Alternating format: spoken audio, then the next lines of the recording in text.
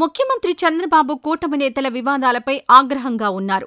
ఇప్పటికే వీటిని సహించేది లేదని హెచ్చరించారు. అయినా వారిలో మార్పు రాకపోవడంపైనా గుర్రుగా ఉన్నారు. తాజాగా చంద్రబాబు అనంతపురం జిల్లా పర్యటనలో కీలక పరిణామం చోటు చేసుకుంది.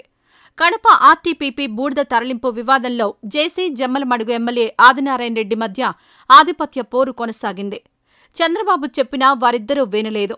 దీంతో ఈ పంచాయతీ సీఎంఓకు చేరింది.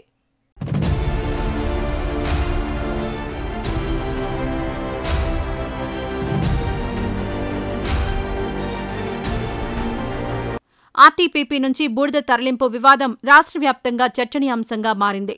కూటమిలో భాగస్వాములుగా ఉన్న టీడీపీ, బీజేపీ నేతలు ఈ వివాదంలో నువ్వా నేనా అన్నట్లుగా పోటీ పడ్డారు. ఆర్టీపీపీ నుంచి ఫ్లైయాష్ తరలింపు కోసం జేసీ ప్రభాకర్ రెడ్డి, జమ్మలమడుగు బీజేపీ ఎమ్మెల్యే ఆదినారాయణ రెడ్డి మధ్య పోటీ నెలకొంది. ఇద్దరి మద్దతుదారులు తామే బూడిద తరలిస్తామంటూ ముందుకొచ్చారు. దీంతో రెండు వర్గాల మోహరింపుతో ఉద్రిక్త పరిస్థితులు ఏర్పడ్డాయి. పోలీసు బలగాలు మోహరించారు.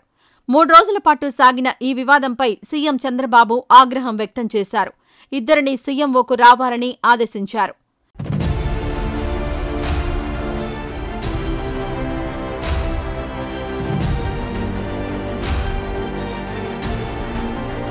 ఎమ్మెల్యే ఆదినారాయణ రెడ్డి అమరావతిలో సీఎంను కలిశారు.